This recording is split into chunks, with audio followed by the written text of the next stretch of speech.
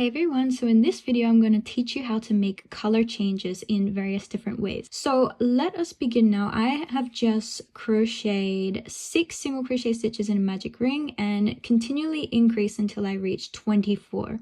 And let's say, for example, on the next round, so let's say this is round 1, 2, 3, 4, 5, this is round 6. So on the next round we need to change our yarn color to blue. So this is what we're going to do. On that final stitch before your slip stitch, you're going to come in here with your hook, you're going to pull the yarn through, and then you are left with 2 loops on the hook. And to complete this final single crochet stitch, this is where we're going to grab our new color. So in my case, I'm grabbing the color blue. And then we are going to grab that blue yarn and pull it through those 2 loops on the hook, just like that. Then come into the very first stitch of the round, have those 2 yarn tails go over the top of the hook and make a slip stitch, chain 1, and then you are ready to begin the next round. This is, for example, round number 7 with your new yarn color. And so that's how you would change in the round. Now let's say, for example, that you needed to change the color back to yellow or to another color after a couple of crochet stitches. So let us change the color back to the next stitch. So let's say 1, 2, 3, 4, this is the 5th stitch, so 5 stitches in blue, and then you need to change the yarn color back to yellow, and then in the 6th single crochet stitch you can have the blue yarn coming over the hook and make your single crochet stitch right there. That way your 7th, well, let's count 1, 2, 3, 4, 5. Your 6th single crochet stitch is now in yellow. So that there is how you make color changes in the round when you have finished each round with a slip stitch and chain 1. Now, as you can see here, I have crocheted in a spiral, and I'm going to show you at least 2 different methods of trying to decrease this sort of vertical gap that you can see between the rounds here. So this is what we would normally do, which I'll show you in just a moment. And you can see there's a big difference. You can see where that new color starts to come in. Whereas this one, you're kind of decreasing that gap. And that will be one method that I'll show you. And then over here, we're even decreasing it a little bit more. So you can never really completely get rid of it so that the line is super straight, because you are always crocheting in a spiral.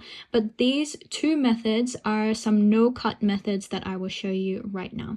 Okay, so we are crocheting in a spiral and you're at the beginning of a new round. So I've just finished here the last stitch of the last round.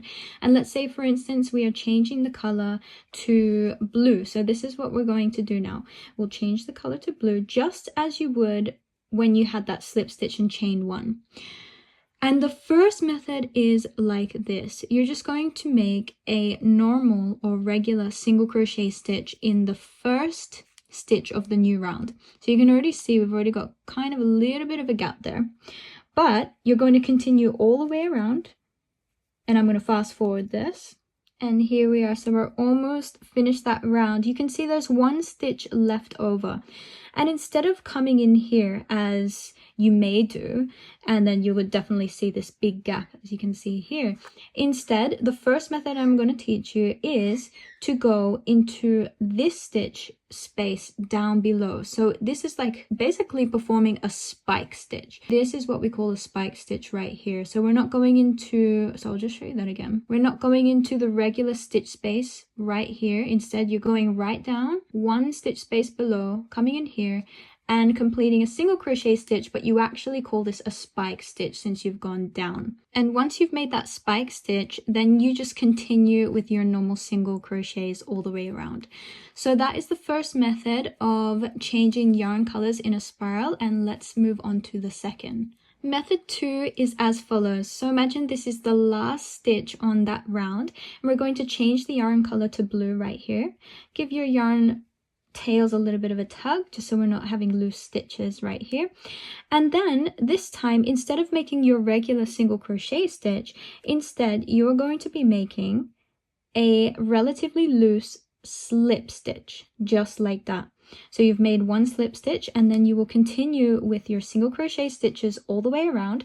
And let's fast forward this part. And there we go. So we're up to the second last stitch here right now, up to the last stitch. And depending on how you think this should look, you can either make a regular single crochet stitch just like that, and then continue in your slip stitch as the beginning stitch of the next round.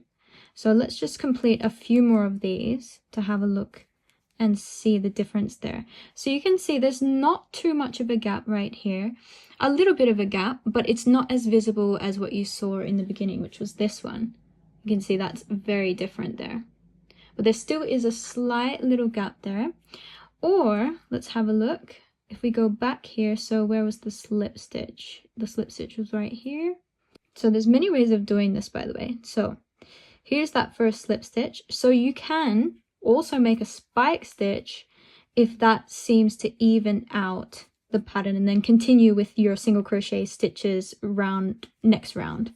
So you can see here we're going all the way across, and let's have a look at what this looks like. This doesn't look too bad either. You still have a little bit of a step, but it's not too bad. So depending on what you feel looks better, because sometimes as you continue to go up, the spike stitch won't work and you're better off using a single crochet stitch. But that first stitch should be a slip stitch. So remember the slip stitch. Okay, and method number 3 is very similar. Let's have a look at it now. So method number 3, we've changed the yarn color already on our final stitch of that round, and we're about to begin the first stitch of the next round. So remember, in method number 2, we made a slip stitch inside this stitch space right here. We are still going to be making a slip stitch, but instead we're going to work it in the back loop only. So let's just make a slip stitch here in the back loop only, just like that. And then continue with your single crochet stitches all the way around, and let's pause once we get to that final stitch of this round. And this here is your final stitch of the round, and we're just going to make a regular single crochet stitch just like that. And then when you come into this slip stitch, which remember was the first stitch of the round, either you can come underneath where you can see that color change. So it's kind of like a spike stitch, just like that. Or you can go directly into that slip stitch space, whichever one looks better for you. If you want to cover this yellow part, then I recommend going down here. Let's see how that looks if I just do maybe 1 to 3 single crochet stitches afterwards. Let's have a look. So here's the second, here's the third, and let's just do one more to have a look. Okay, so you can kind of see we are making a little bit of an increment there between the different levels, but it's not too noticeable. So that's kind of if you made that spike stitch. Let us now try it without the spike stitch. So let us just go into that slip stitch directly, so right into those blue yarn threads right there. We'll pull up yarn and make a single crochet stitch. Let's just work a couple, 2, 3, 4, and 5. Let's have a look at this. That looks not too bad either. So as you can see, this was the third method. Depending on how you want to do that, you can either come underneath here or directly into that first stitch with your single crochet stitch or spike stitch. So those are 3 methods for changing yarn colors. As you can see here, this was your no specific way of changing a yarn color, so we're leaving that as our reference point. This one was the spike stitch at the end of the round, as you can see here. This one right here was the slip stitch and then a regular single crochet stitch. And then right here, this color change up here was the back loop only slip stitch with a regular single crochet stitch as well. But you can make these, the last stitch of the round, into spike stitches if it looks better. Completely up to you and how you want to do that. But you can see we're kind of closing that gap every single time we do these methods. So choose a method that works for you, or kind of interchange all of them at your leisure. But that essentially is how you change yarn colors in the round. In the next video, we'll have a look at changing yarn color in rows, and also we can have a look at some ways to change the yarn color in the round by cutting the yarn, which can sometimes be a little bit tedious, but you may end up with a more complete looking round for each of those color changes.